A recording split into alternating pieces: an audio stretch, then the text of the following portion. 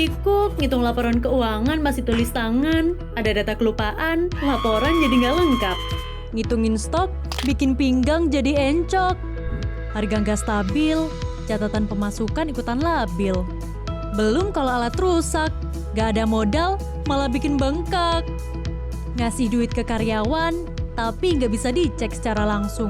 Giliran mau ngembangin bisnis, malah bingung sendiri. Tapi, semua dapat teratasi dengan Paccounting. Pembukuan udah nggak perlu repot sama debit dan kredit. Dengan sekali entry, setiap transaksi langsung terdata. Invoice bisa langsung dikirim via email atau chat. Mau harga naik turun, keuntungan tetap terjaga. Stok barang udah auto-update. Pemasukan dan pengeluaran terpantau secara langsung. Ngembangin bisnis jadi semakin mudah. Dengan Paccounting, bisnis berkembang, bos jalan-jalan. Oke, kita perkenalan dulu ya. Assalamualaikum warahmatullahi wabarakatuh. Waalaikumsalam warahmatullahi wabarakatuh. Selamat malam teman-teman semua. Terima kasih yang udah nyempetin hadir nih buat webinar malam hari ini. Bentar, balas chat dulu. Nah, semoga teman-teman semua selalu sehat dan jangan lupa minum vitamin. Apalagi di tengah-tengah pandemi yang coronanya udah versi keberapa ini? Coronanya udah berversi-versi, pandeminya juga udah versi mungkin 10.0, nggak tahu udah versi berapa, versi varian Delta dan lain-lain. Ya, pokoknya semoga semuanya sehat selalu. Nah, di webinar pada malam hari ini udah ada nih judulnya nih, webinar Optimize Your Business Level. Itu. Jadi mungkin dari yang bisnisnya masih UMKM dan apapun itu niche-nya, nanti kita akan belajar konsep marketingnya gitu. Tapi konsep marketing di sini memang nanti disesuaikan gitu. Nggak bisa asal tebak-tebak bisnis A bisa menggunakan call marketing, bisnis B bisa menggunakan call marketing. Nggak juga gitu ya. Nggak juga. Tapi memang secara garis besar harusnya bisa. Tapi disesuaikan lagi nanti ya. Gitu. Jadi nggak bisa dipukul rata, bisa semua. Dan memang nanti kita akan belajar secara garis besar konsepnya aja sih, kayak gitu. Dan ini judul materinya kan saat ini QL marketing. Oke, bisa langsung saya perkenalkan diri juga. Di sini basicnya saya adalah seorang digital marketing atau internet marketer lah. Dimana awalnya itu nggak paham yang namanya ngebangun sebuah brand, berawal dari ngejualin produk orang dan belajar source traffic aja. Kita paham secara garis besar cara menunggangi algoritma Facebook, cara menunggangi algoritma Instagram, menunggangi algoritma TikTok. Jadi kita fokus di ini ya, di trafficnya, source trafficnya, dan bagaimana cara menghasilkan sebuah traffic ke dalam sebuah platform atau channel kita. Channelnya itu kan beda-beda ya, ada yang mungkin jualannya via website sendiri, ada yang ke e-commerce, ada yang ke website sendiri, ada yang ke WhatsApp, kayak gitu. Kita internet marketer dulunya ya. Tapi walaupun dulu basicnya dari internet marketer, sekarang pun ilmu internet marketer masih sangat digunakan gitu. Tapi kalau di QL marketing, kita berbicaranya omni channel. Semua channel wajib digunakan di dalam QL. Nggak bisa cuma fanatik 1-2 channel aja. Wajib semuanya dijalanin, tapi di sini kita hanya kita membatasi sebuah platform, yaitu di TikTok. Walaupun bisa diimplementasikan ke dalam semua platform, baik online maupun offline bahkan ya. Cuma nanti pengimplementasiannya biar teman-teman yang explore sendiri. Kayak gitu. Nah, di dalam digital marketing, saya dari mulai 2016, dulu pemain Facebook Ads dan Instagram Ads juga, dan belum punya brand pada saat itu. Dan kalau sekarang, brandnya juga masih baby brand, starting brand itu di tahun 2020, dan alhamdulillah gunain strateginya itu ya QL marketing, walaupun ya trial and error juga sih jalanin ya, nggak bisa instan juga. Mungkin kelihatannya aja ya, kelihatannya instan, padahal ya nggak juga.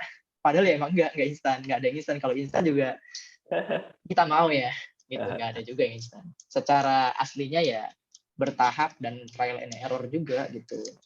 Oke, langsung aja mungkin ya. Oke, Bersingkat waktu, kita langsung share screen aja.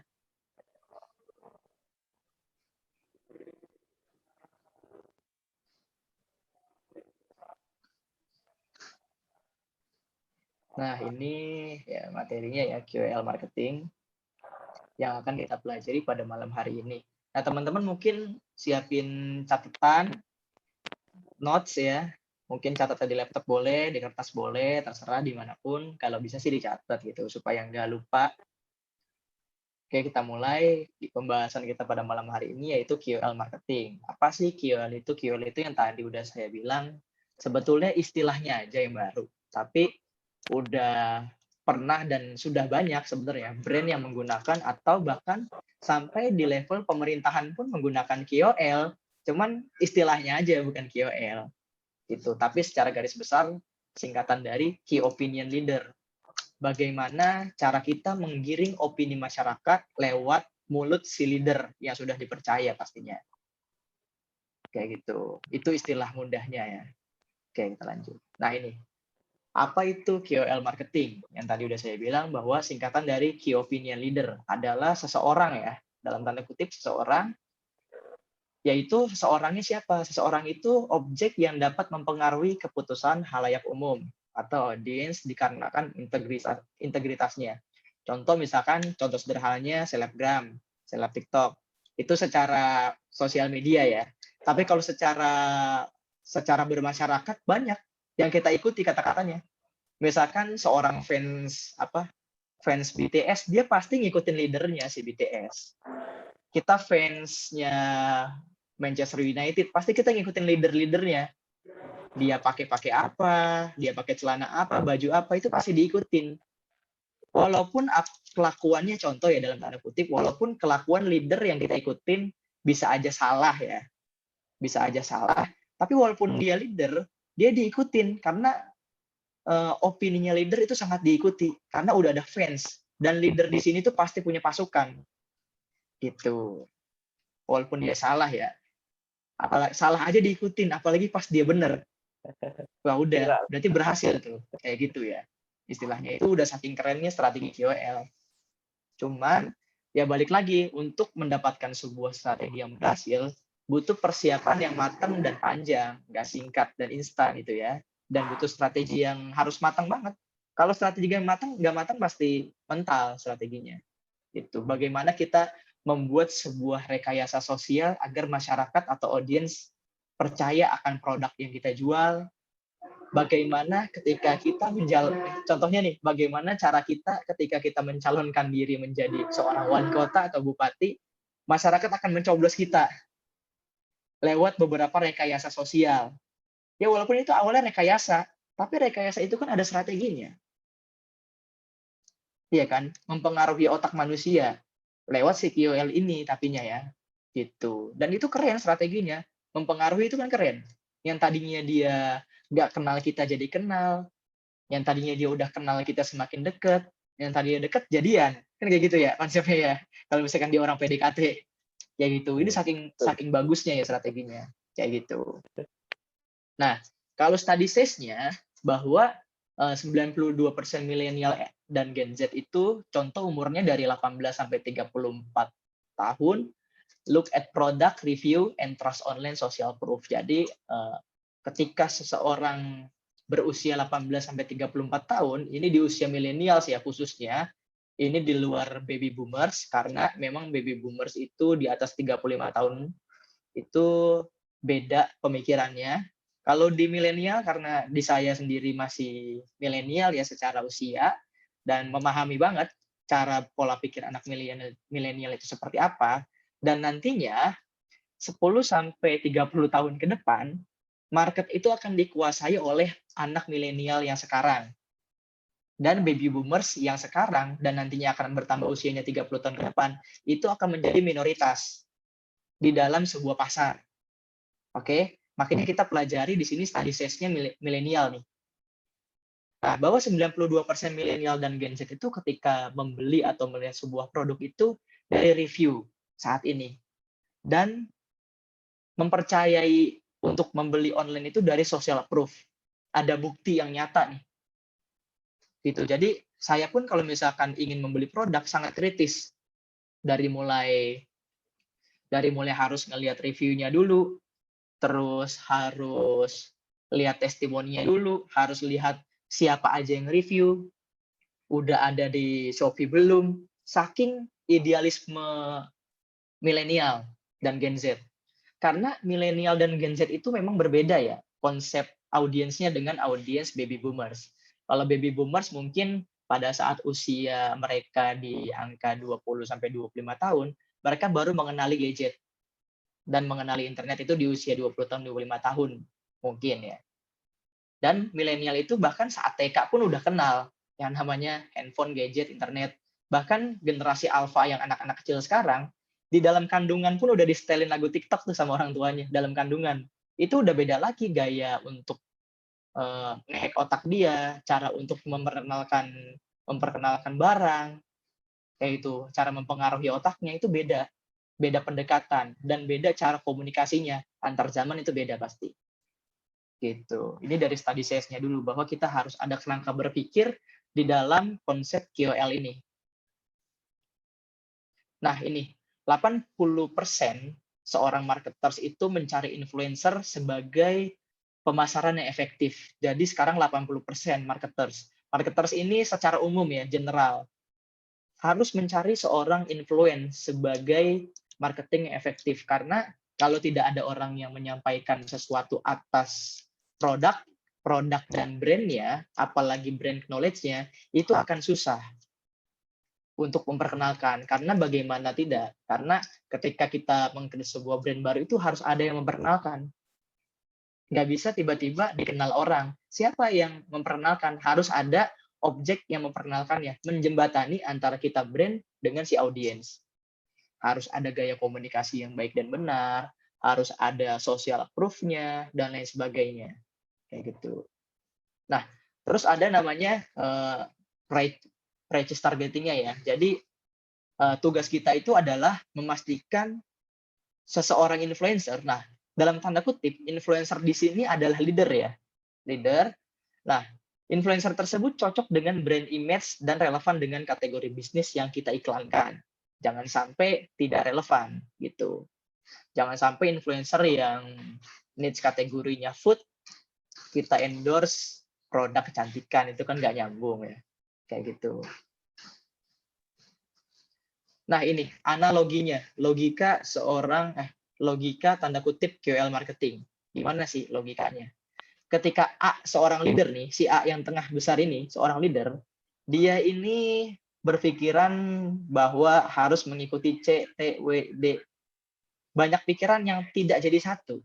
Tapi karena ada satu leader yang berucap produk A itu bagus, mereka ini mengira produk C yang bagus, T, W, J, E, S, dipengaruhi otaknya, maka orang-orang ini terpengaruh bahwa produk A yang paling bagus. Analoginya kayak gitu. Yang tadinya ini milih caleg nih, contoh milih caleg banyak pilihannya, karena ada yang mempengaruhi secara tidak langsung. Walaupun smooth banget cara jelasin ya, maka dia memilih caleg dengan nomor urut sekian, misalnya gitu. Ada yang mempengaruhi, itu keren. Emang itu strategi. Kayak gitu. Dalam memasarkan itu strategi banget. Seni ya, bisa dibilang ya, marketing is art. Gitu. Bukan ilmu pasti juga, makanya di dalam mempelajari sebuah marketing itu beda sama, ya kita kan marketing itu otak kanan ya, bukan otak kiri. Menggunakan sesuatu hal yang tidak pasti. Karena ya marketing itu keniscayaan sebenarnya. Marketing zaman sekarang itu belum tentu sama untuk marketing 10 tahun ke depan. Akan terus berkembang. Yang tadinya mungkin marketing itu di koran, ditempel di tiang listrik, kita harus menjadi seniman untuk memperkenalkan produk kita lewat berbagai platform. Ini contohnya KOL marketing, analoginya seperti ini. Nah ini, kenapa orang bisa percaya dengan call marketing?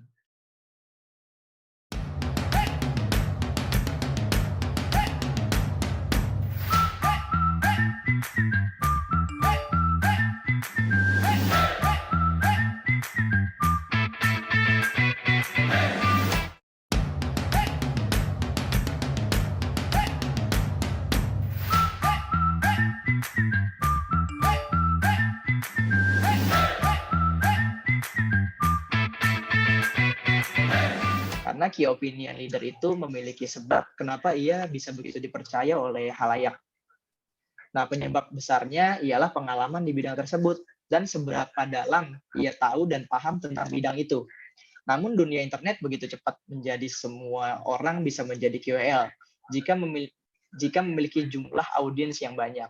Jadi gini, seseorang bisa dikatakan leader ketika dia mengetahui bidang tersebut. Ada niche-nya. Dia bisa dikatakan leader di bidang di bidang futsal, misalkan futsal ya, atau sepak bola. Ketika dia memang jago di bidang sepak bola, dia bisa salto, dia sukses di klub bolanya, dia leader tuh. Dan apapun ucapannya, apapun produk yang dia pakai, itu memiliki fans dan fansnya pasti ngikutin. Kayak gitu. Dan mudah banget dipercaya leadernya. Dengan syarat dia sudah sudah menguasai satu bidang tersebut. Kayak gitu, dan bisa mempengaruhi pastinya. Nah, ini. Kita tidak fanatik dengan platform manapun karena perkembangan zaman itu pesat dan sangat bisa tergantikan sebuah platform. Tapi biasanya content placement untuk CQL itu untuk di dunia online ya, itu ada 3 platform dan dia tiga placement. Yang pertama Instagram, yang kedua TikTok, dan yang ketiga YouTube. Pengimplementasiannya bisa ke semuanya, tapi saat ini kita membatasi sebuah masalah dan topik, kita akan membahas di TikTok-nya aja. Oke. Nah, ini kenapa sih harus memilih QL marketing khususnya di TikTok ya? Ada beberapa alasan sih. Yang pertama itu karena faktor awareness, yaitu memperkenalkan dari yang tidak kenal menjadi kenal, yang kenal menjadi tahu, yang tahu menjadi beli. Jadi kan ada awareness nih. Lalu yang kedua, biaya CPM yang murah dan akan terus menurun biayanya. Apalagi ketika tahapan memperkenalkan itu akan menjadi sebuah sales. Itu biaya cost per mile-nya cukup murah ketika kita hitung dan berhasil dengan syarat ya. Nah, faktor keberhasilan itu ya dari result pastinya. Lalu ketiga itu bank konten. Biasanya kalau di platform TikTok, videonya kita jadikan tabungan konten untuk diiklankan kembali ke audiens. Lalu selanjutnya, keempat ya, audiens sudah mulai bosan dengan marketing yang gitu-gitu aja. Karena ya tadi, marketing itu is art. Kita mempermainkan otak kanan. Nggak bisa ilmu pasti. Marketing itu bukan ilmu pasti. Beda sama permainan matematika. Itu otak kiri semua. Ya ini benar-benar ilmu yang nggak pasti. Tidak 1 tambah 1 sama dengan 2. Di marketing itu bisa aja 1 tambah 1 sama dengan 10. Bisa aja terjadi. Kayak gitu. Karena mungkin kita menganggap bahwa apa yang digunakan strateginya MC di atas si BTS Meal, padahal menurut otak kita itu biasa aja. Tapi di mata orang seniman itu luar biasa. Jadi hasilnya kan bagus tuh. Karena kitanya aja yang nggak punya jiwa seni di dalam mengkonsepin sebuah marketing. Kayak gitu, itu benar-benar seni. Jadi audiens sebenarnya udah mulai bosen ya dengan marketing yang gitu-gitu aja. Lihat misalkan brand KFC yang gunain strateginya cuman zaman dulu kan dari kaset lagu ya. Promosinya beli ini gratis kaset lagu, tapi ini campaign MCD yang kemarin itu di luar nalar orang biasa, tiba-tiba lakunya sampai laku banget. Triliunan omsetnya di campaign BTS Meal doang, walaupun sampai ditangkap Satpol PP ditutup, itu udah keren banget, di luar batas kemampuan otak manusia biasa, itu kreatif banget. Kita nggak nyangka ya kita. Sangat nggak nyangka. Itu kan berarti kan bukan orang sembarangan dan ya jiwa seniman itu yang bikin, bukan orang biasa. Dan dia udah belajar sangat jauh lah sepak terjangnya kan, gitu. Terus yang kelima ini media kreatif dan isinya tidak bikin jenuh. Yaitu menurut saya sendiri bahwa di TikTok ini bukan hanya platform sosial media, tapi juga isinya media kreatif, dan isinya itu tidak bikin jenuh. Isinya adalah orang-orang kreatif yang mau sharing, dan lain-lain. Jadi nggak bisa bikin kita jenuh. Selalu senang aja scroll-scroll TikTok. Lalu yang keenam dari segi price, bahwa saat ini untuk platform TikTok, red card-nya lebih murah dibandingkan platform seniornya ya, yaitu YouTube dan Instagram, mahal. Dan TikTok karena platform baru mungkin, baby platform, jadi ya masih cukup murah gitu. Ini ada coretan, sorry ya. Nah, ini kita bahas platform TikTok-nya. Nah, ini ya berdasarkan data di 2020, ini by download-nya, tapi kita exclude non-game. Jadi memang secara overall download dari mulai TikTok, dari mulai Google Play dan App Store, itu TikTok nomor 1 dari segi download ya. Gitu mengalahkan platform-platform yang lain dari segi download. Dan sekarang juga dari usia bayi mungkin ya udah dibikinin TikTok sama emaknya. Keren banget sih. Kayak gitu. Nah, ini TikTok audience, age demographic. Jadi memang audiensnya ya tadi Gen Z milenial ya, di bawah 39 tahun mayoritas. Dan baby boomers ya hanya 20-an% lah isinya baby boomers. Sisanya ini Gen Z milenial semua isinya. Jadi makanya kalau untuk platform TikTok sendiri disesuaikan produknya. Nggak bisa sembarangan produk. Produk yang untuk Gen Z dan milenial. Kayak gitu. Dan gaya komunikasinya juga pasti beda. Gitu.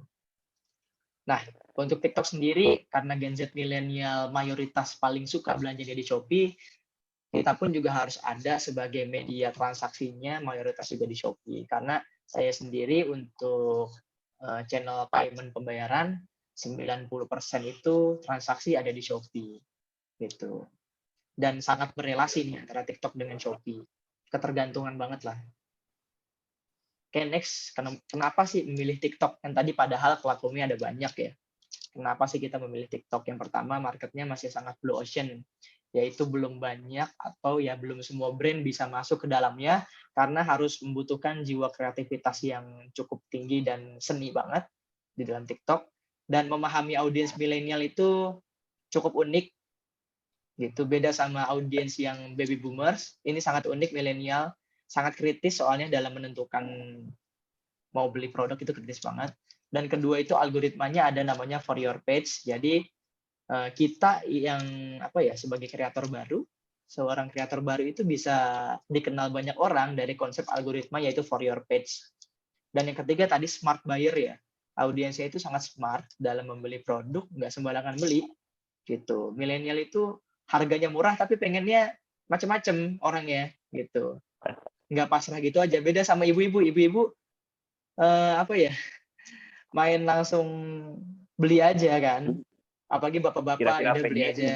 Kira-kira pengen langsung beli, kira-kira pengen langsung beli. Tapi kalau milenial itu mempertimbangkannya banyak banget faktor dia beli pengen mempertimbangkannya. harga berapa ya udah dulu. Iya, dari dulu referensi wah banyak banget, tapi keren emang. Itu unik makanya. Lalu keempat itu ya kontennya kreatif, banyak konten-konten kreatif di dalam platform TikTok. Nah ini, tadi udah ya ini ya kalau marketingnya. Nah ini kita bahas proses awareness-nya nih. Tadi kan ada di sini mempercepat proses awareness. Biaya marketing cenderung lebih murah, based on CPM, lalu bisa digunakan untuk bank konten. Pertama itu dari proses awareness. Nah, kenapa sih di TikTok itu bisa mempercepat proses awareness? Karena alasannya adalah terdapat sebuah konsep algoritma TikTok yaitu for your page. Karena di dalamnya itu algoritma TikTok itu bisa diartikan sebagai viral. Instant viral ya mungkin ya kalau di TikTok. Karena algoritmanya itu nge-push konten ke banyak audiens. Bagaimana algoritma FYP itu bekerja, kira-kira gimana ya algoritmanya. Nah, ini kalau dari segi biayanya tadi ya, based on CPM cenderung murah. Kenapa biaya di TikTok bisa menurun biaya marketingnya? Karena di platform TikTok itu terdapat for your page algoritmanya yang sudah dijelaskan tadi sebelumnya, algoritma FYP itu. Dan contohnya gini, misalkan ini saya ya, study case saya sendiri, misalkan saya itu endorse seseorang KOL dengan biaya 1 juta. Karena videonya menarik, menjadikan videonya viral dan ditonton 500.000 orang impressionnya. Lalu berapa biaya CPM-nya secara hitung-hitungan? Jadi CPM itu rumusnya adalah cost per impression dikali dengan 1.000 kali tayang. Jadi CPM itu kan cost per 1.000 mile, 1.000 tayangan. Jadi CPM itu biayanya tadi costnya 1 juta, dibagi tayangannya ada 500.000, dibagi dengan 1.000. Jadi untuk menjangkau 1.000 orang, kita hanya membayar Rp2.000. Kebayang kalau kita nyebarin brosur ke 1.000 orang, habis biaya berapa? Dan ini hanya butuh biaya 2.000 per 1.000 orang. Gitu. Nah ini, konten endorse bisa dijadikan konten ads. Untuk konten iklan, nyebarin ke grup WhatsApp, ke story WA, ke Instagram iklan, Facebook ads, Instagram ads, dan lain-lain ya. Jadi memang setelah mendapatkan impression dari endorse, kita bisa menggunakan konten endorse-nya sebagai konten untuk ads. Yang perlu menjadi catatan, konten tersebut hak sepenuhnya dari influencer. Jadi sebelum kita menjadikan video endorse sebagai ads, kita wajib izin dulu. Jadi emang ada beberapa influencer yang tidak mengizinkan bahwa videonya itu diiklanin, nggak boleh ada. Harus nambah duit, baru boleh diiklanin, disebarluasin. nambah, ada biaya bikin. Kalau mau disebarluasin di ads nggak boleh, bayar lagi. Ada yang kayak gitu. Jadi tanya dulu. Nah, terus ini ada namanya variabel nih. Bentar. Kita mau bahas FYP dulu ya. FYP itu algoritmanya kayak gimana? Kayak gini algoritmanya nih. Oh, Nah, secara flowchart, ini kenapa sih ada merah-merah sih? Ini ada merah-merah ya? Ada merah-merah nggak sih nih? ada itu. Nyoret siapa ya? Iya, mana ada merah-merah ya? Hah? Disable di bagian ininya. Saya akan buat itu disable itu ada di akun Zoom-nya. Oh, di akun Zoom-nya oke. Nggak lupa deh. Nah, ini algoritma TikTok-nya. Yang di kanan ini ada flowchart-nya, dan yang di kiri ini ada namanya performance rating. Jadi kalau secara flowchart, pertama ketika kita ngepost video, itu akan diarahkan ke viewers, di-push nih ke viewers. Lalu viewers itu berdasarkan algoritma TikTok akan dinilai dari performance rating. Nah, performance rating ini ada nilainya, like nilainya 1, komen 2, share 3, watch time 4, rewards itu 5. Lalu dari performance rating akan dihitung berdasarkan rating rasio. Kalau misalkan dari 100 orang yang di-push dari TikTok, mayoritas ratingnya bagus, dia akan ke atas, akan ke-push lagi ke viewers sebanyak 1000. Dari 1000 orang bagus, menganggap konten kita ini kreatif, bagus, seneng, maka di-push lagi ke atas, 1000 lagi jadi 10.000, 10.000 nge-push lagi ke 1 juta orang, sampai tak terhingga. Makanya kalau ada satu orang yang viral di TikTok, itu bakal viral banget sejagat TikTok, semua orang tahu. Tapi kalau konten kita dalam tanda kutip tidak bagus, itu akan di-push karena nggak menarik. Gitu, itu konsep algoritmanya ya. Nah, terus kembali lagi nih. Kembali lagi tadi ke apa tadi ya? Ini udah tadi ya. Sorry, nah ini Bawah. nah ini ada namanya cek presentasi FYP. Jadi ketika kita nentuin seorang influencer yang layak dan pantas untuk di-endorse, ini ada beberapa variabelnya nih. Ada beberapa variabel. Yang pertama dari segi followers, ya disesuaikan. Kita mau followers yang berapa? Yang nano influencer, micro influencer, makro influencer, bahkan yang artis. Itu kan beda-beda harganya ya. Dan masing-masing punya harga yang beda, market yang beda, terus juga hasil yang berbeda. Makanya disesuaikan. Dengan budget, dengan needs produk juga disesuaikan juga.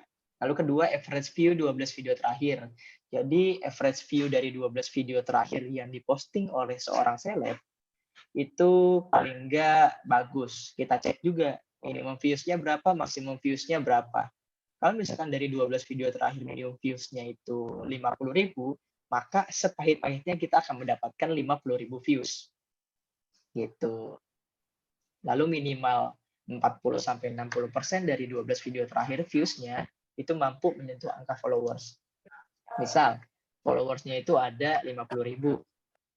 Maka minimal dari 12 video terakhir, di angka percentage 40-60% dari 12 video, itu wajib ada yang menyentuh angka followers-nya. Harus ada yang menyentuh 50.000 views dari 40% video dia. Gitu. Nah, ini ya. Ini ada tips bagaimana sih cara kita masuk ke dalam sebuah market dengan budget marketing yang optimal. Optimal ya, bukan kecil, oke? Bukan kecil dan besar. Kita berbicara dengan optimal. Jadi berapapun budgetnya, bagaimana sih kita bisa menganggarkan budget tersebut secara optimal dan efektif hasilnya. Dengan budget yang sangat minim, bisa dibilang gitu, nggak dikit juga, tapi memang optimal. Optimal itu nggak berarti dikit, optimal itu nggak berarti besar. Berarti disesuaikan aja.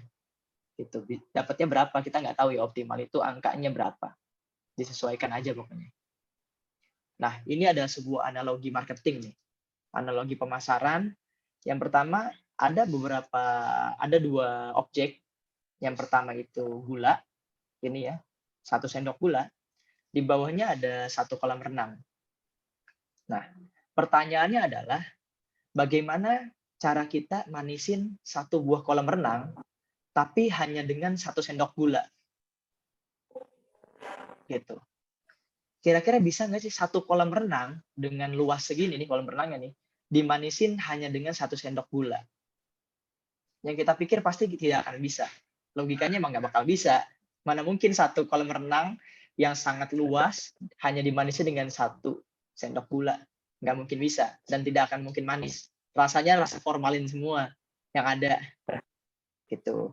Jadi kita analogikan bahwa kolam renang ini sebagai sebuah market yang ada di Indonesia, contohnya 250 juta orang. Karena banyak nih volumenya. 1 sendok gula ini adalah budget marketing kita. Budget marketing sebuah brand itu setara dengan 1 sendok gula, apalagi UMKM. Setara 1 sendok gula. Tidak mungkin seorang UMKM dia starting jualan atau starting bikin bisnis, itu langsung bisa bikin orang percaya nih 250 juta orang. Kecuali dia sudah selevel Wardah, udah selevel MS Glow, udah selevel Unilever, maka 250 juta orang ini dilibas semua. Budget marketing nggak cuma 1 sendok gula, mungkin 1 ton gula dituang nih di sini. Budget UMKM kecil, 1 sendok gula doang. Gitu. Tapi untuk manisin ini sangat impossible kalau UMKM. Tapi bagaimana pertanyaannya cara kita manisin 250 juta orang ini agar paling nggak manis? Nah, itu ada strateginya.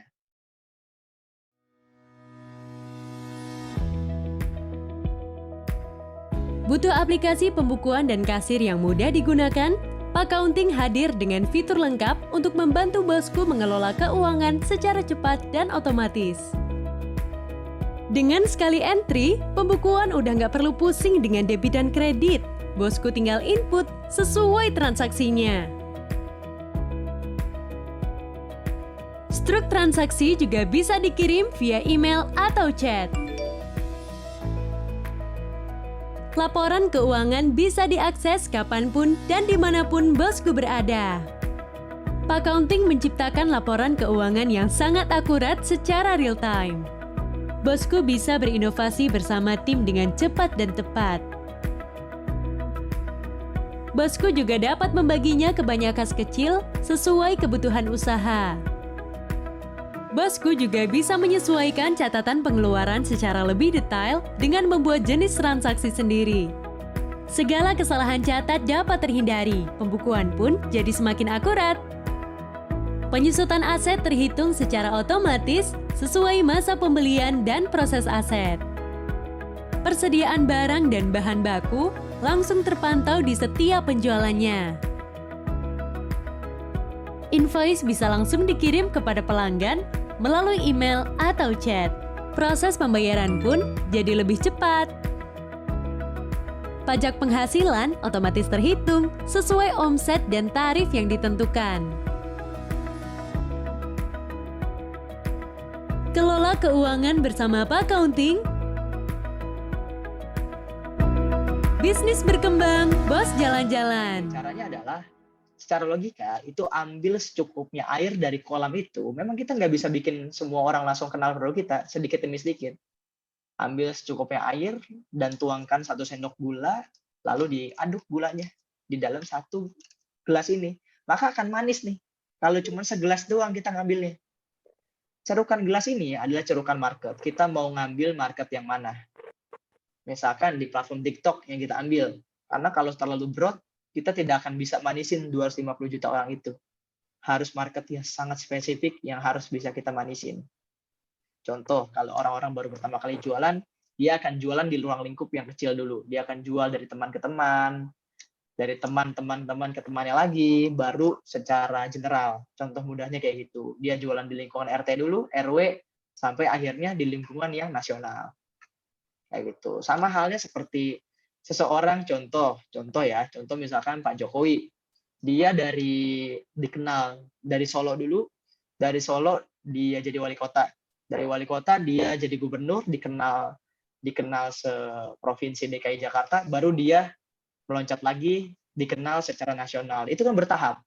Cerukan market yang dikenal dari mulai cerukan market kota, market gubernur, market nasional itu memiliki cerukan yang beda. Pasti gulanya itu biaya kampanyenya itu beda biayanya, tidak bisa dipukul rata, nggak bisa. Tapi bagaimana caranya gulanya itu optimal dan bisa manisin kolam.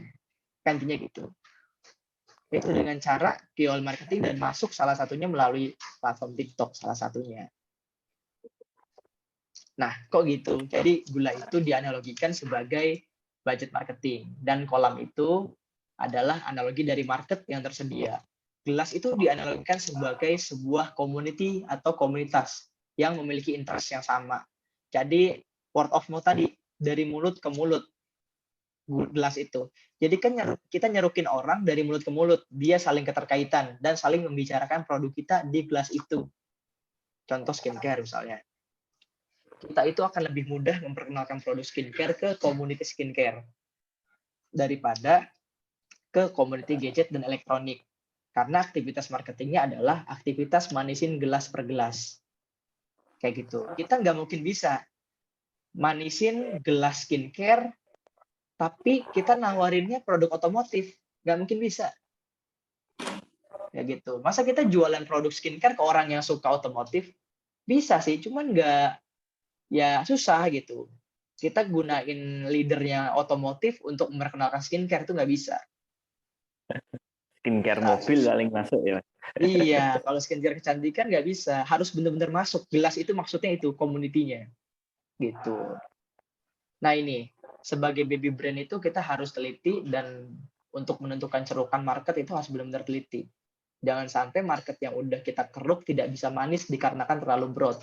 Dan budget marketing harus dipakai dengan sangat efektif, benar-benar. Apalagi baby brand. Brand baru, belum dikenal orang, ya harus sangat hati-hati dalam menentukan sebuah strategi. Kalau nggak bisa menentukan strateginya, ya bakalan minus pasti. Itu konsekuensinya ya. Karena ya udah pasti, kalau salah strategi pasti minus. Dan harus ada namanya budget trial error itu ada. Oke, tadi algoritma TikTok. Ya tadi ini FYP ya, udah dijelasin. FYP itu yang tadi algoritmanya, secara istilah sih berisi umpan video yang dikurasi dari kreator yang mungkin tidak kita follow orangnya. Tapi berdasarkan algoritma TikTok menganggap bahwa kita itu menyukai berdasarkan minat dan interaksi sebelumnya. Jadi yang tadi kan flowchart-nya ya. Kalau secara detail pengertiannya itu, kalau di Instagram itu ada namanya Instagram Explore. Jadi isinya itu Instagram Explore orang-orang yang tidak kita follow. Tapi kalau di TikTok, berandanya itu justru orang yang tidak kita follow. Tapi kalau di Facebook, Instagram, berandanya berisi orang yang kita follow. Jadi kita bisa terkenal cepat secara instan viralnya di TikTok. Karena algoritmanya seperti itu di berandanya. For your page tadi. Gitu. Ini tadi algoritmanya. Nah ini. Gimana cara kita memfilter KOL yang bagus? Gimana sih caranya? Yang pertama itu tadi percentage-nya tinggi. Terus sesuai dengan produk, dengan personal branding TikTokers. Percentage FYP tinggi yang tadi yang sudah dijelaskan itu. Jadi memang dari 12 video terakhir harus menyentuh angka followersnya 40-60% video.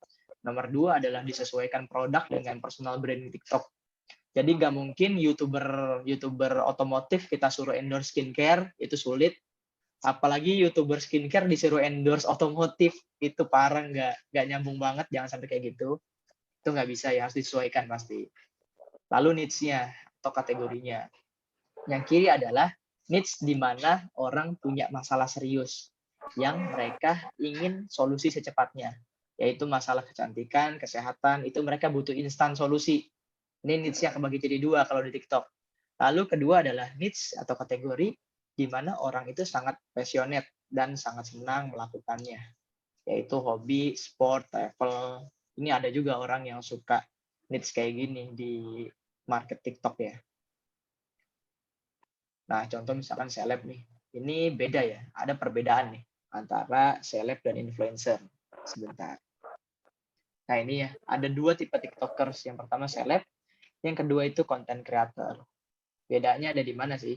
Bedanya adalah kalau influencer atau seleb, itu isinya konten hanya menang viral aja, menang joget-joget doang, tapi tidak ada hal atau personal branding ya. Menjual wajah, kurang kreatif, views-nya kurang stabil karena menang viral doang di awal, tidak memiliki personal branding, banyak menerima endorse dan produknya palu gada, apa aja di-endorse diterima. Tapi kalau content creator, itu isinya kontennya tidak bikin bosen, dia kreatif, personal brandingnya sangat baik, memiliki fans, kualitas kontennya sangat baik, lalu sedikit menerima endorse. Hanya produk-produk yang memang dia mau dan dia kuasai aja yang mau diterima. Dia tidak menerima semua produk endorsement gitu. Contohnya gimana kalau misalnya ini seleb ya. Ini konten kreator nih. Ini konten kreator nih contoh ya. Farhan ini konten kreator. Dia ngebahas soal matematika terus niche-nya. Oh ini contohnya juga. Botak TikTok ini bukan konten kreator, dia ini influencer, tidak memiliki tema. Nah ini Alvara Tita, ini konten kreator ya, karena dia KOL di niche kecantikan. Ini salah satu video saya yang saya endorse Alvara Tita, berarti dengan budget 1 juta itu menghasilkan 1,3 juta views. Nah ini videonya. Nah ini Siska Kol, dia ini KOL di bidang food vlogger ya, dengan views yang jutaan. Dan si Siska Kol juga jadwal endorse sampai akhir 2021 udah full sampai akhir bulan Desember. Itu udah full dia ini, udah full slot. Ini ada Amit Saraje, ini masuk kategori KOL dan masuk di kategori content creator ya. Nah ini poinnya adalah semakin banyak views, semakin banyak views-nya itu akan semakin kreatif kontennya. Orang itu ngelihat kontennya dulu kreatif, baru biasanya views-nya semakin banyak. Dan pasti ketika relevan akan semakin banyak yang membeli produk kita. Gitu. Nah ini secara garis besar untuk risetnya ya, kalau di TikTok ya. Cari dengan hashtag skincare misalnya. Masuk ke dalam Instagram TikTokers, DM dengan sopan untuk menanyakan red card, DM, like 5 postingan terakhir, dan komen di post terakhirnya, halo Kak, cek DM ya. Setelah mendapatkan red card, tanya lebih detail mengenai alamat pengiriman dan nomor rekening. Kayak gitu. Ini untuk menghubungi seorang TikTokers. Nah, ini riset by suggest juga bisa. Cari satu seleb aja yang sesuai dan klik suggest-nya di sini ya, bisa diklik. Nah, TikTok saya ya, yang pernah saya endorse, saya data seperti ini, listnya. Dari mulai biayanya, followers TikToknya, transfernya kemana, kayak gitu. Ini reportnya, report menghasilkan berapa views, ini juga dicatat. Lalu ini cara flow menanyakan red card ya, ditanya di Instagram nanyanya. Nah ini hasil yang tadi nih si Alvara Tita. Jadi dipublish 24 Maret 2021 yang ini study case-nya ya. Dengan cost-nya cuma 1 juta, itu menghasilkan 1,3 views, 1,3 juta views, dan menghasilkan cost per mile itu Rp769. Dan ini akan terus bertambah sales-nya dan CPM-nya akan terus menurun. Karena konsep videonya tidak dihapus. Inilah yang disebut sebagai unlimited traffic. Traffic yang tidak akan pernah habis. Yaitu traffic yang dari video TikTok, YouTube itu tidak akan pernah habis. Traffic yang unlimited traffic. Nah ini. Jadi wajib di-build syaratnya untuk bermain QL harus di-build semua channel. Instagram, TikTok, YouTube, fanpage, website, marketplace, WhatsApp, wajib semuanya di-branding. Itulah yang disebut omni-channel, semua channel. Wajib di-create. Nah, bagaimana cara membangun sebuah omni-channel? Yang tadi ya, omni-channelnya itu ada 4 tahapan. Pertama itu pahami target market Anda, karena kita sendiri yang tahu produk kita itu knowledge-nya gimana. Kalau misalkan saya disuruh cari tahu, siapa sih target market produk saya? Orang misalkan nanya ke saya, ya saya jawab nggak tahu, kan kamu yang bikin produk. Saya nggak tahu kan dia yang bikin produk, terserah dia yang targetin sendiri harusnya. Gitu. Jadi tahapan kedua, kenali behavior-nya, perilakunya seperti apa di setiap sosial media. Lalu ketiga, konsisten membuat konten. Lalu keempat, analisa kontennya hasilnya. Gitu. Nah ini agak sedikit berat materinya sebenarnya ya, yang kesini nih. Ini agak sedikit berat. Jadi memang konsep terakhirnya itu saya ada namanya funnel marketing. Biasanya funnel marketing itu dikenal dengan istilah yang termudah, yaitu AIDA. AIDA itu singkatan dari awareness, interest, desire, lalu action. Nah, attention ini atau awareness itu memperkenalkan produk kita tadi. Dari yang udah kenal jadi kenal. Ketika udah memperkenalkan, ada orang yang interest, suka, atau suspek dengan produk kita. Masuk ke sini nih, ke interest. Dia itu minat. Ketika udah minat, dia akan desire, dia akan mempertimbangkan. Dia akan mempertimbangkan kenapa sih gue harus beli produk ini. Kayak gitu. Lalu yang terakhir adalah action. Action itu dia menjadi customer. Kalau masih desire kan dia tanya-tanya, jadi prospek kan. Kayak gitu. Ini adalah konsep funnel-nya dari atas sampai bawah. Nah, studi case-nya itu ya di TikTok, jika seseorang memiliki audiens sama dengan jumlah followers-nya yang cenderung banyak. Dan video TikTok-nya itu selalu masuk FYP, karena viral itu sudah bisa dianggap sebagai KOL kalau orang viral sebenarnya ya. Tapi studi case di brand saya, yaitu Brighty, kita mencari KOL di industri skincare dan kecantikan. Memang beda-beda, ada orang mencari KOL yang hanya sekedar viral, tapi kalau di saya yang sesuai bidang aja. Tuh. Nah ini ya, cara kita membrief sebuah call. Yang pertama, buat statement of works-nya, brief-nya. Kedua, pada SOW tersebut, jelaskan secara rinci apa saja yang perlu dikomunikasikan kepada KOL. Lalu yang ketiga, berikan product knowledge atau fitur produk dan keunggulan produk kita, atau USP. Ya ini standar sih. Karena product knowledge sama fitur, produk, dan keunggulan produk itu hanya kita yang tahu. Nah, yang paling penting ini, cara kita menganalisa. Bagaimana kita menganalisa dan membaca data setelah running endorse nih? Caranya gimana?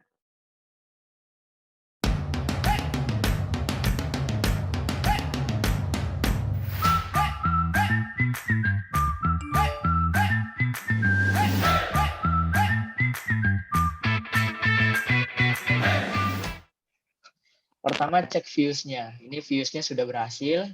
1,3 M atau million ya, 1,3 juta. Followers dia 200.000. Maka sudah berhasil berkali-kali lipat dari jumlah followers-nya. Karena minimal mampu menyentuh angka followers-nya itu udah bagus banget. Dan ini lebih dari bagus, maka ini bisa dikatakan viral. Gitu. Lalu cek visitor Shopee-nya bertambah atau malah nurun atau malah flat. Ini bertambah berarti berhasil. Lalu yang ketiga, cek visitor Instagram, karena banyak audiens yang lempar, yang mereka langsung cari Instagram kita. Kalau naik, berarti memang naik. Kayak gitu. Kalau biasa aja standar ya tidak berpengaruh apa-apa. Nah, yang keempat adalah cek sales. Apakah terjadi sebuah sales di MP, Instagram, WhatsApp? Jika terjadi sebuah sales, maka konsep marketingnya bisa dibilang komplit, sukses, berhasil. Kalau nggak terjadi penjualan ya tidak berhasil. Coba lagi. Gitu. Nah, ini ada apa sih indikator produk kita itu diterima pasar ya? Indikatornya apa? Karena emang mayoritas yang bisa menggunakan KOL itu ya UMKM bisa. Tapi lebih bisa lagi orang yang punya produk memang. Yang pertama itu cara indikatornya adalah produk kita diterima market. Pertama itu search engine marketplace. Harus apa ya? Search engine-nya itu harus terbentuk. Jadi di Brighty ini search engine dari mulai Google, Shopee itu sudah terbentuk, sudah ada yang nyari volume pencariannya. Lalu sudah suggest di search engine Google. Kalau kita ketik Brighty itu udah ada suggest-nya. Lalu yang ketiga, volume search engine udah terbentuk semua di semua search engine kalau ketik Brighty atau ketik brand kita udah ada namanya semua. Nah ini ya search engine marketplace ya. Kalau di Jira udah ada nih. Ini data lama banget ya. Sekarang di Brighty itu volume pencariannya 60.000, sorry. Udah naik 2 kali lipatnya malah sekarang ya. 60.000 kalau nggak salah. 60.000. Bisa cek aja nanti di Brighty. 60.000. Di Jira juga udah naik. Karena orang itu nyari produk. Karena kita udah berhasil marketingin. Gitu. Mereka yang cari-cari sendiri. Gitu. Lalu kedua, ya ini suggest pencariannya ada. Jira, ketik Jira udah ada. Brighty ini ya, Brighty Indonesia udah ada Underarm gitu. Udah ada. Dah, itu yang bisa dipresentasikan ya. Dari mulai konsep KOL, platformnya, apa aja yang harus dilakukan, itu yang tadi. Gitu. Gitu sih paling. Berapa menit tadi? Berapa jam? Siap. Terima kasih nih materinya. Hampir 1 jam deh ini kayaknya. Gitu. Red Card emang beda-beda ya tadi. Red Card itu kan range-nya beda-beda. Kalau followers yang tadi Alvara Tita itu 200.000 1 juta per post video, per posting. Dan sekarang kalau di brand saya sendiri itu setiap hari 30 hari full 1 bulan itu udah pasti ada yang publish endorse. Paling enggak sehari itu ada 5 orang yang publish endorse gitu. Dengan budget yang beda-beda ya. Ada yang budget 1 juta, ada yang budget sekali post 500.000, 200.000. Ada juga. Paling tinggi kita dokter ya. Dokter Z itu 12 juta per video. Paling tinggi dokter Z. Gitu. Tapi di keep kan videonya nggak dihapus kan? Iya di keep, nggak dihapus benar. Di keep. Kenapa dokter ya? Karena dia KOL, dokter kecantikan gitu. Ucapannya diterima. Kalau mungkin dokternya bukan dokter kecantikan kan, ya gimana orang mau percaya kayak kita berobat mata tapi kita ke spesialis THT dengerinnya kan nggak bisa. Kayak gitu kan? Harus ke spesialis dong kalau mau berobat sesuatu. Kayak gitu aja sih. Ya mungkin sekarang sesi tanya jawab aja ya, tanya jawab ringan lah. Gitu, mungkin ada yang mau bertanya. Mungkin teman-teman ada yang mau tanya lagi nih. Selain red card tuh. Kalau artis pernah pakai juga? Artis belum. Mereka kisaran berapa? Wah, artis mungkin Belum bisa ya? jadi mahal sih.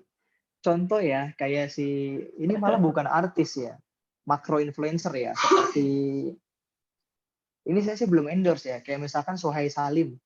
Sohai Salim itu kalau di YouTube ya, nggak tahu kalau di TikTok. Di YouTube itu 200 juta per satu video. Di YouTube. Mahal banget. Tapi dia KOL. Ucapannya mampu menggiring opini orang. Gitu. Ya ada harga, walaupun ada harga, ada kualitas, tapi balik lagi, KOL itu hanya sebatas media penyampaian aja.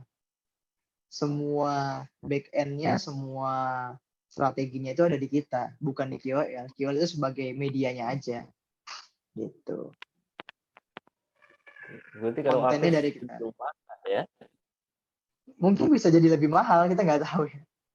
Kayak misalkan Iya. Raffi Ahmad atas Erigo gitu kan, itu kan nggak tahu kan, mahal pasti itu. Betul. Nah gitu. Yang sering Mary Riana nih kayaknya nongol terus nih teman-teman di Imers pakai Mary Riana buat promosi. Ya bisa jadi itu kan bayar juga, kita nggak tahu ya. Karena saking hanes reviewnya, saking soft sellingnya, kita sampai nggak tahu kalau itu endorse. Kadang kayak gitu. Oke, teman-teman monggo kalau ada yang mau tanya sambil saya kasih link presensi malam ini nih. Jadi tiap malam saya presensi nih, Mas. Nah, aku ambil linknya dulu. Presensi apa, Om? Peserta aja sih buat keaktifan mereka nih. Yang ngisi ya cuma buat progres kita aja sih. Oke. Buat teman-teman peserta yang masuk hari ini, malam ini.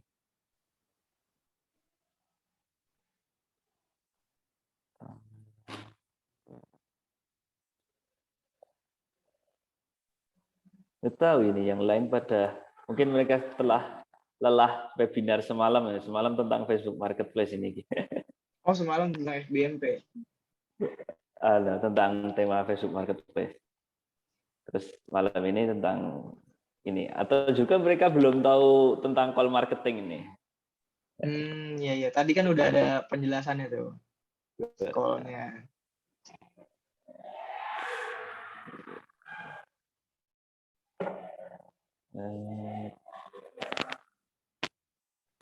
Berarti kalau yang artis seleb tadi di-keep sampai sekarang ya, viralnya dia sampai sekarang? Sampai sekarang ya, di-keep semua videonya.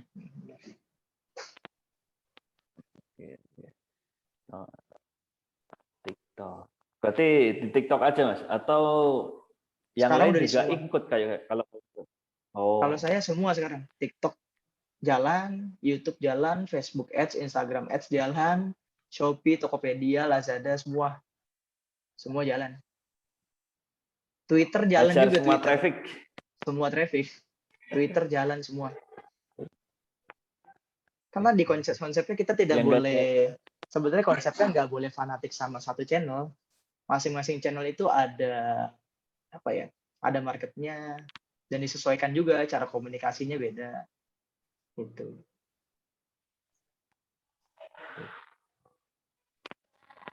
Oke, monggo kalau ada yang tanya nih, kita udah jam 9 malam. Mungkin nanti kalau ini rekamannya seperti biasa nanti saya share di grup komunitas ya. Ada yang tanya, melakukan call marketing paling efektif dan konsisten, grafiknya meningkat terus bagaimana? Di samping jenis produk bisnis yang bermacam-macam, terutama untuk UMKM yang baru merintis. UMKM yang baru merintis nih. Biar call marketingnya efektif dan efisien, Mas. Ya efektif pasti penentuan influencernya harus tepat sama produk. Disiapkan juga seluruh channelnya. Kalau budget udah pasti harus dianggarkan ya. Karena ya kita tahu sendiri lah, di KOL marketing ini ada budget yang harus dikeluarin. Karena ya dalam konsep usaha juga kan, dalam konsep usaha, bisnis, nggak ada yang namanya bisnis modal nol. Itu nggak ada sebenarnya. Paling nggak modal kuota internet, itu kan modal juga. Gitu. Apalagi buat endorse. Endorse kan modal juga, modal bayar orang. Ya kan, bayar influencer, bayar iklan. Kecuali Gitu. pejabat publik. Tapi memang iya, terus di samping jenis produk bisnis yang berbagai macam-macam, terutama untuk UMKM yang baru merintis. Kalau produknya macam-macam, yang penting satu niche mungkin bisa di branding tokonya. Tapi memang itu mengejar trust, gimana caranya orang percaya sama toko kita. Gitu. Jangan sampai malah kita kayak all shop biasa. Kalau kayak all shop biasa pakai influencer ya nggak bakal dipercaya sama audiens. Ya kesannya kita harusnya kayak all shop profesional. Gitu, yang benar-benar trust, dipercaya. Kalau kayak all shop biasa, kayaknya susah sih. Gitu. Karena efektif sama efisien itu ya tergantung cara kita build-nya juga kan. Build kontennya, build channelnya, kayak gitu. Kalau udah kayak gitu, grafiknya terus meningkat pasti. Gitu sih. Ini ada pertanyaan lagi nih, satu lagi. Rata-rata harga minimal endorse content creator itu berapa? Rata-rata ya. Kalau minimal itu malah ada yang gratis, ada. Yang gratis juga ada. Boleh Ada tuh yang dicoba tuh. gratis. Tapi yang gratis itu biasanya cuma dikasih produk. Kita kasih produk dia gratis, biasanya yang kecil-kecil, influencer yang kecil. Gratis, tapi dia ngasih kita video buat dia produknya. Tapi ya itu tidak menjamin hasil ya, karena kan dia masih merintis. Hanya kontennya aja mungkin bisa kita jadikan bahan iklan, bahan posting, bahan buzzer aja paling. Kalau untuk penjualan ya rata-rata yang besar-besar pasti. Jadi kalau konten kreator yang mulai-mulai nih, pemula nih, yang bisa ya endorse gratisan, atau mungkin teman-teman UMKM yang di daerahnya ada konten kreator, atau kalau mau endorse gratisan juga boleh tuh pejabat-pejabat publik tuh kalau ada yang mau tuh. Kalau Jawa Tengah ada si Ganjar tuh, nggak tahu dibayar nggak ini kalau Pak Ganjar tuh. Nggak tahu, kan makanya kita kadang selalu ini banget ya, soft banget ya. KOL itu bisa dibangun secara soft loh. Gitu. Kayak pandemi ini edukasi masyarakat luar biasa biayanya nih. Dari mulai harus pakai masker itu kan susah ngasih taunya, apalagi nasional. Betul. Wajib gunain media sebenarnya kan. Medianya itu selain dari mulut ke mulut ya, sosial media, offline juga pasang, hashtag juga pasang. Macam-macam. Kayak gitu. Sampai akhirnya terbentuk otak manusia bahwa keluar rumah harus pakai masker. Itu kan diedukasi. Panjang itu journey-nya kan. Makanya keren banget nih. Edukasi kayak gini udah keren. Ya walaupun memang ada budgetnya ya. Iya, budget mahal bener. Edukasi manusia itu kan budgetnya mahal. Kayak dulu aja, misalkan orang-orang belum tahu cara belanja online di marketplace ya, di e-commerce. Edukasi si Tokopedia, Shopee, Bukalapak, Lazada. Untuk masyarakat kan biayanya besar edukasi untuk belanja online ya. Apalagi dulu zaman-zamannya penipuan, ya kan? Takut ditipu, edukasi lagi itu. Supaya nggak takut ditipu gimana. Itu kan budget juga edukasi orang kan, biar dia belajar kayak gitu.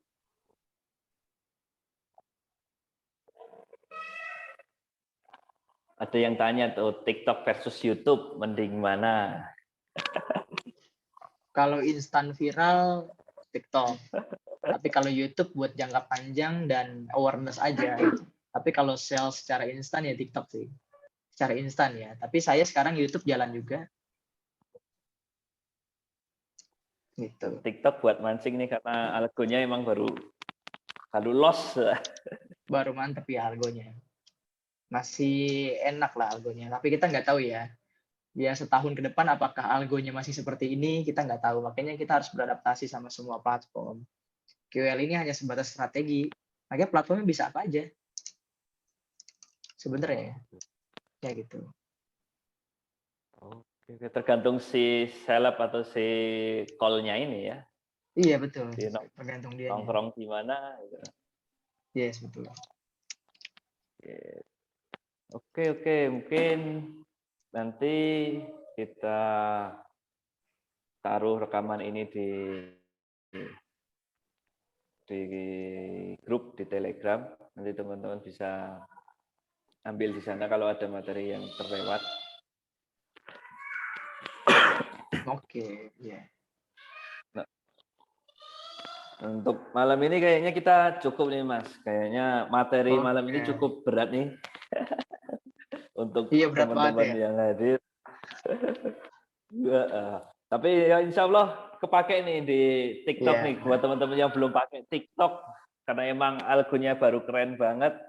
Monggo install TikToknya, optimasi ya gitu. Kayaknya Mas Adi kemarin buka kelas apa ya Mas? Oh iya, kemarin tuh buka ini TikTok conversion class kemarin. Tanggal berapa ya? Di akhir bulan Juni, awal Juli. Kemarin, 10 hari doang sih, 10 hari. 10 hari doang. Itu tentang itu full tentang TikTok, full banget. Sampai diajarin produk market fit. Wah, itu nggak cukup waktunya kalau 1 jam ngejelasin. Tapi udah tutup ya Mas? Udah tutup ya, cuman ada rencana mau launching lagi sih. Pendaftaran udah tutup, cuma ada rencana mau launching lagi ada. Oke. Nanti saya lempar di teman-teman deh kalau jadi launching lagi nih dari Mas Hadi nih. Nah iya, benar. Siap. Oke. Jadi buat teman-teman yang belum pakai TikToknya, belum install tuh, pakai aja Instagramnya, di uninstall dulu. Nggak pakai semua trafficnya. Iya benar. Dari Mas Hadi ada closing statement nih, mungkin buat teman-teman. Oke, kalau closing statement ya, ya saat ini intinya kalau kita mau jualan, ya nggak masalah kita gunain yang paling kita bisa dulu. Misalkan dari yang sederhana, mungkin kalau KOL bisa dibilang kita harus mempelajari audiens secara spesifik banget ya. Memahami market, risetnya benar-benar dalam. Tapi kalau kita mengawali jualan, yang penting dapat profit aja, ya itu bebas. Gaya-gaya ala cowboy aja, semua dihajar aja. Tapi kalau kita mau maju berkembang lewat strategi KOL marketing ya, itu sangat bisa. Kayak gitu. Dan ya nggak ada yang mustahil. Kita bisa semua kayak gitu. Yang penting kita ada kemauan, ada networking, ada budget juga, dikumpulin dari jualan-jualan yang biasa. Karena walaupun saya saat ini ada brand, tapi saya juga masih jalan produk-produk yang reseller. Walaupun tidak pakai KOL marketing ya, produk reseller hanya jualan-jualan di marketplace, itu juga masih jalan sampai sekarang. Kayak gitu. Yang penting jalanin aja, yang dapetin cuma sekedar profit-profit aja dapetin, tapi yang harus mikir strategi benar-benar branding, jalanin. Kayak gitu. Salah satunya pakai Key Opinion Leader. Nah, gitu aja. Oke, siap. Jadi dijalanin tuh produk utamanya sama produk-produk yang lainnya. Terima kasih Mas Hadi untuk malam ini. Kita sambung lain waktu mungkin dengan tema yang lain mungkin dari Mas Hadi nanti akan sharing. Terima kasih untuk malam ini. Terima kasih juga buat teman-teman yang hadir. Kita cukupkan di saat ini. besok malam jangan lupa ini ada Kang Ahmed, kita akan bahas tentang ya bangkit di kala pandemi. Kalau Kang Ahmed mungkin nanti topiknya tentang tools ini karena dia ulik tools. Oh, Itu tentang dulu. tools. Kemarin pertama sama Mas Iswan kita tentang WA marketing ini. Oh, oke. Siap. Oke, gitu dulu Mas Adi. Terima Oke, kasih banyak siap. malam ini. Oke. Oke, terima kasih buat teman-teman yang udah hadir. Kita sambung besok malam jam 19.30. Dari saya cukup sekian. Banyak salahnya saya mohon maaf. Wabillahi taufiq wal hidayah. Wassalamualaikum warahmatullahi wabarakatuh. Waalaikumsalam warahmatullahi wabarakatuh. Oke, thank you.